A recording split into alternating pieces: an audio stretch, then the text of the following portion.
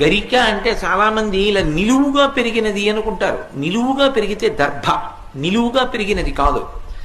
శతమూల శతాంకుర సర్వగం హరతు మే పాపం దుర్వాదు స్వప్ననాశిని అంటారు. దుర్వాంకురములు అంటారు. ఏ గరికతో పూజ చెయ్యాలి అంటే నేల మీద పాకుతుంది గరిక.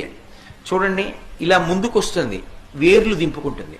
ఇలా కొంచెం ముందుకెడుతుంది, వేర్లు దింపుతుంది. ఇంకొంచెం ముందుకెడుతుంది, వేర్లు దింపుతుంది.